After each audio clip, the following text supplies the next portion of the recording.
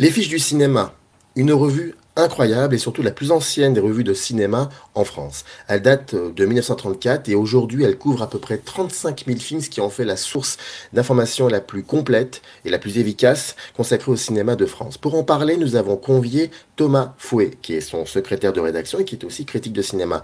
Pour celles et ceux qui ont l'habitude de lire des papiers critiques sur Internet, Thomas Fouet leur est familier. C'est l'un des cofondateurs de la revue en ligne Cinématrack, un site Internet très intéressant. Thomas Fouet va profiter aussi pour nous parler d'un ouvrage que les Fiches des cinémas ont édité qui s'appelle Les Chroniques d'un cinéma confiné. Je vous en dis pas plus. Vous allez voir, il va expliquer exactement la genèse. Il va présenter aussi son rapport au cinéma et surtout un bilan concernant l'état de la critique de cinéma. Fait croquer, épisode 10, Les Fiches du cinéma avec Thomas Fouet. Alors, dans l'histoire de la presse écrite française, c'est effectivement la plus ancienne revue de France, puisqu'elle a été fondée en 1934. Ouais. Et jusqu'à il y a 2 ans à peu près, nous étions une revue papier, pour des raisons liées à la conjoncture, à la crise de la presse, à la crise de la critique de cinéma. On pourrait dire que les crises se superposent en une sorte de millefeuille affolant.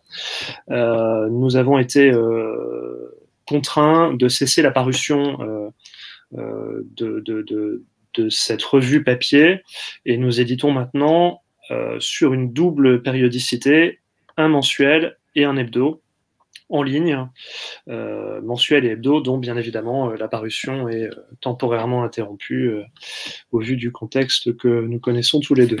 Voilà. Et puis par ailleurs, nous faisons paraître tous les ans une sorte de pavé, un classique de l'édition de cinéma qui s'appelle l'Annuel du cinéma, dans lequel nous compilons notamment tous les commentaires, tous les résumés, toutes les fiches techniques de l'intégralité des films distribués sur le territoire français au cours de l'année écoulée.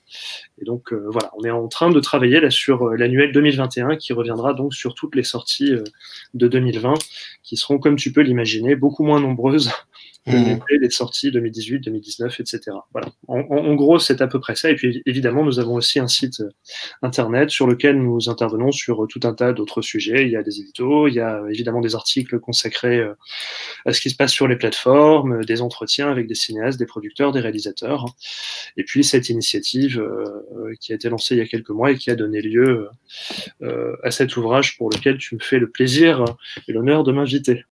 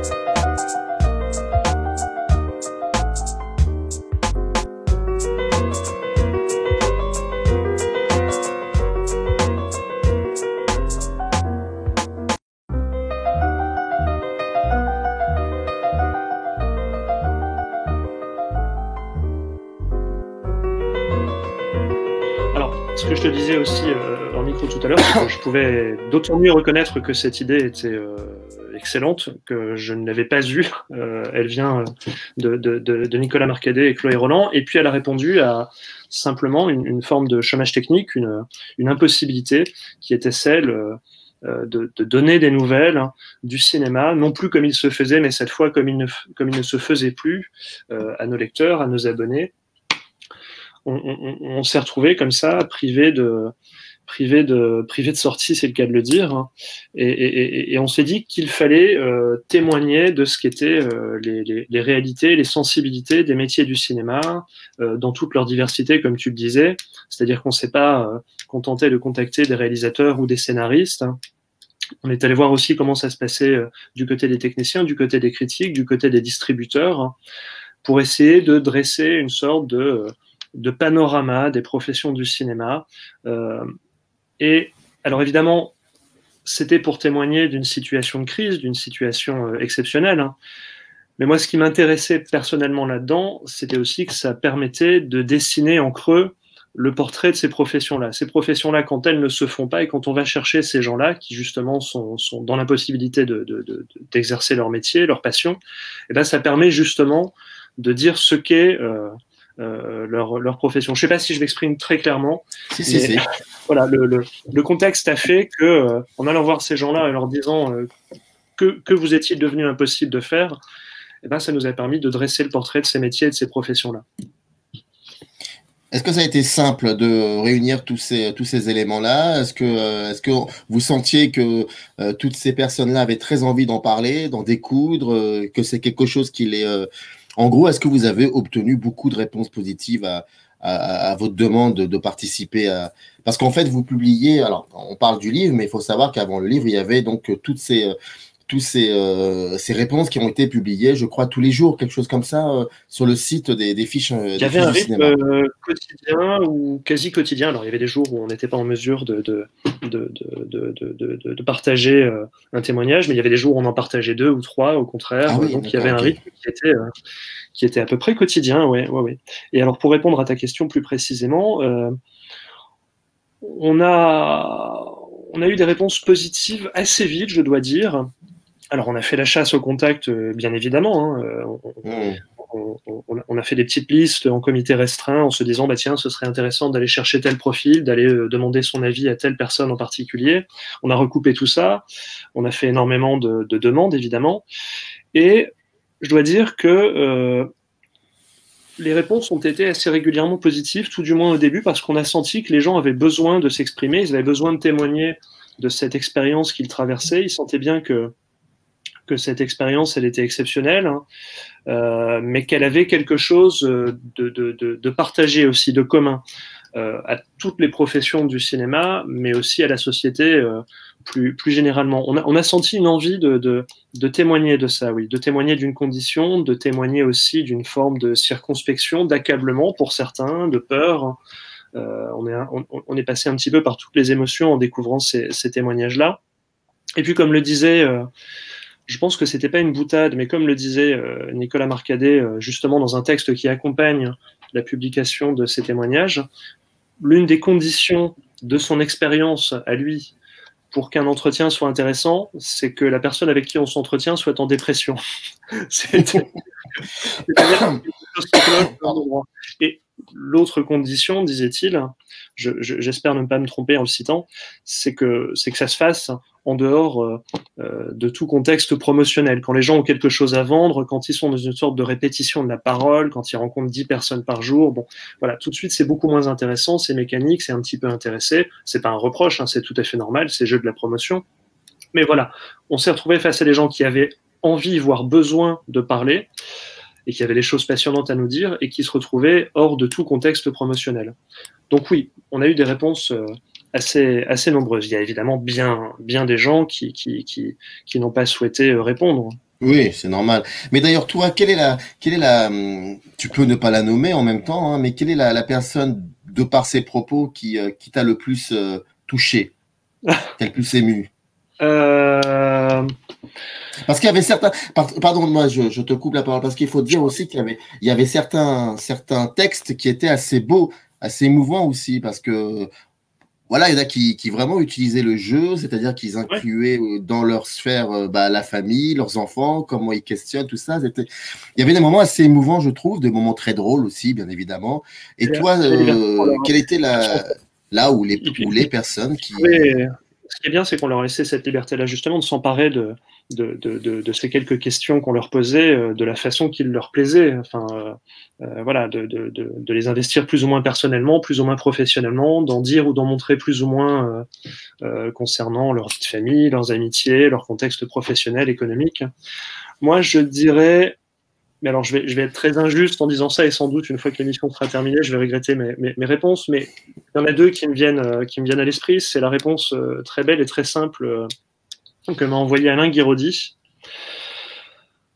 où il nous faisait part évidemment de ses difficultés. Il était en tournage au moment où le confinement est arrivé, il nous faisait part de ses inquiétudes bien évidemment, mais il se posait une question très simple qui a touché un certain nombre de nos lecteurs. Il se demandait, puisqu'il se retrouvait dans un endroit où il y avait des fougères, enfin bon, sans nommer l'endroit précisément, il se demandait simplement si chaque année c'était au printemps de nouvelles fougères qui fleurissaient, ou si c'était les anciennes qui ressortaient à la faveur de la saison nouvelle.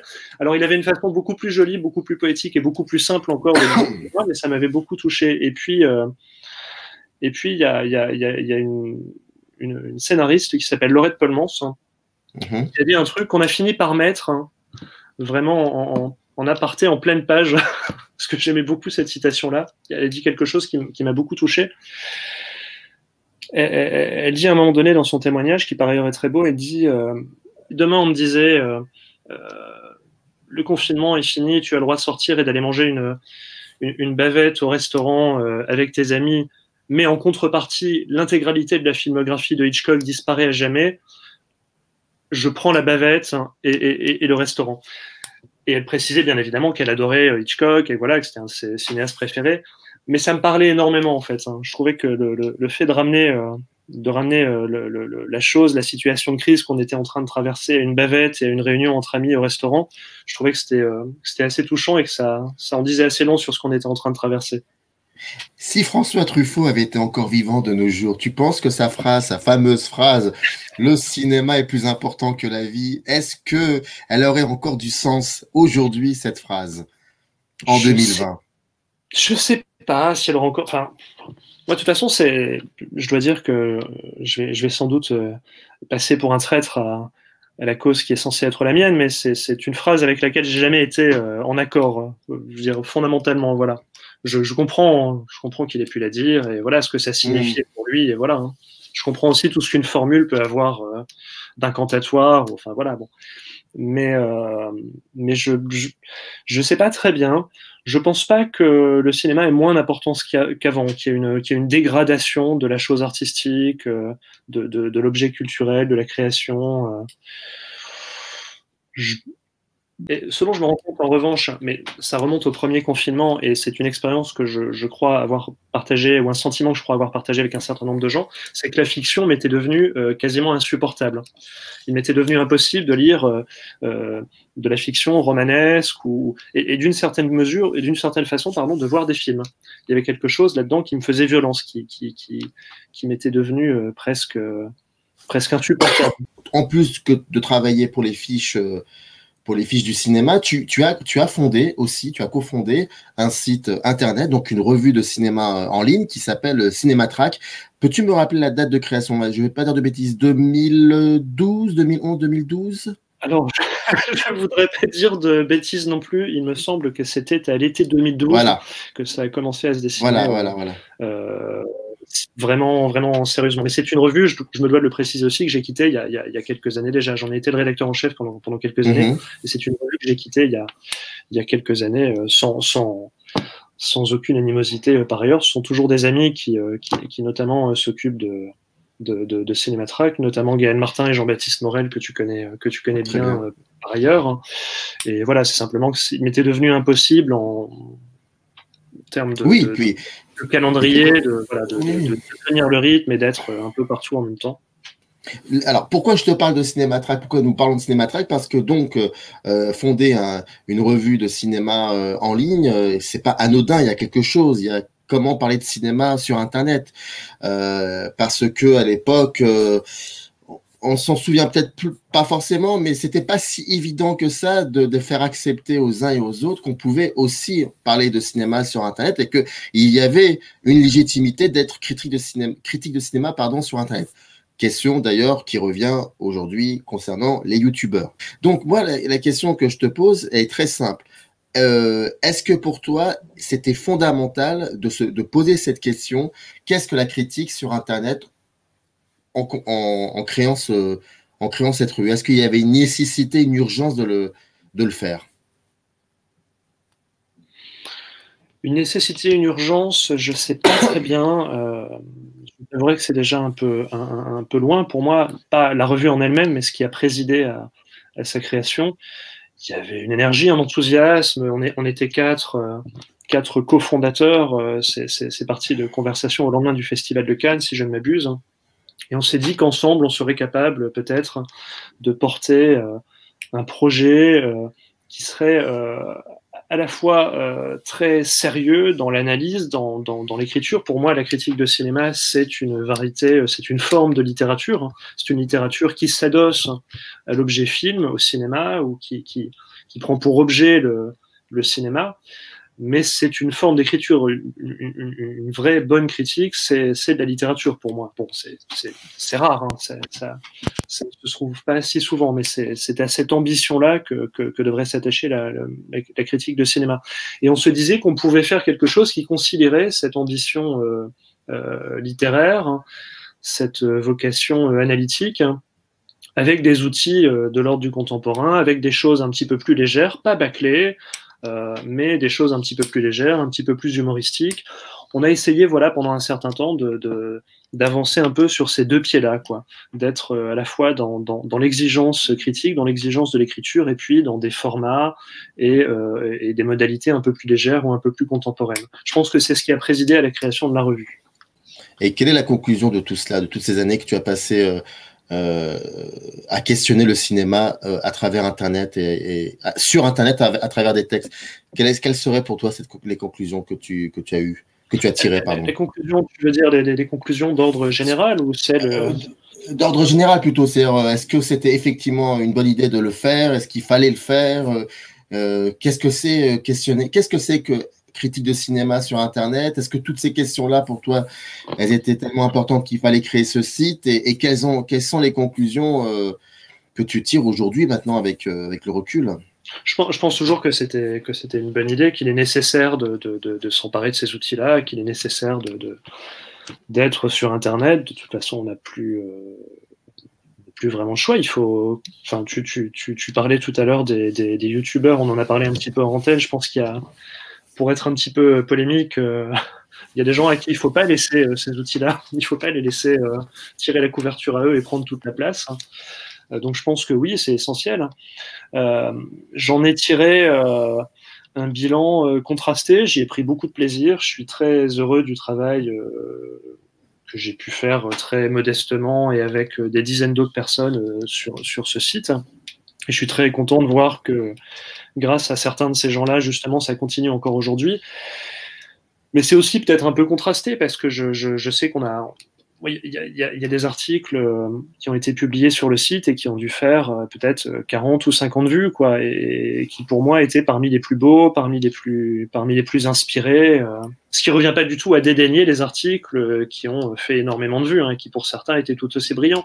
Mais c'est vrai que c'est difficile de trouver un large public, un tant soit peu large, dirais-je, sur Internet, mais c'est vrai aussi dans la presse écrite. Je pense que la critique de cinéma, c'est devenu une niche. Je pense qu'il va falloir qu'on se redéploie selon ce constat que j'ai pu faire depuis quelques années. La critique de cinéma, c'est une niche. C'est quelque chose qui intéresse très peu de monde. Enfin, la critique telle qu'on la conçoit, sans doute, toi et moi, quoi. Je continue de lire de la critique de cinéma. J'ai été, comme un certain nombre de mes collègues et comme un certain nombre de lecteurs, de critiques et de cinéphiles plus largement, très inquiets concernant la situation des cahiers du cinéma en début d'année. En plus, c'est tombé à peu près le confinement. J'ai eu très peur de ce que ça allait donner. Bon, il semble que pour l'instant, ça tienne. Je veux dire, je trouve que le boulot fait par l'ancienne équipe rédactionnelle était formidable depuis des années. Et je trouve que le travail, pour le peu que j'ai pu en lire pour l'instant de la nouvelle rédaction, était patent aussi. Donc je continue à lire, par exemple, les cahiers du cinéma, je continue à lire un certain nombre de choses sur Internet aussi, d'autres revues. Donc pour moi, ça a toujours un sens, c'est toujours légitime, c'est toujours opérant, la critique de cinéma. Mais encore une fois, c'est devenu sans doute une pratique et un intérêt de niche. Voilà. Je pense qu'on a vu le bout depuis quelques années, tout à la fois d'un certain modèle économique. La presse écrite, c'est pas une nouveauté, elle est en crise. Donc pour l'instant, il n'y a pas de modèle économique qui lui permette de vivre comme elle vivait, du moins dans les conditions d'il y a 10 ou 15 ans. Donc il y a tout à la fois ça, et puis une forme de crise d'un certain nombre de professions intellectuelles, d'un certain nombre de professions liées à l'écrit, à la pensée, à sa construction, à son partage, à son écriture surtout. Je pense que voilà, on peut pas faire l'économie de ce constat-là. Voilà, ce sont des choses qui, pour X raisons, intéressent de moins en moins les gens, ou intéressent toujours heureusement une niche de passionnés, mais je suis pas persuadé que dans l'immédiat ça aille au-delà. Et je suis pas persuadé qu'on puisse dans l'immédiat y faire quelque chose.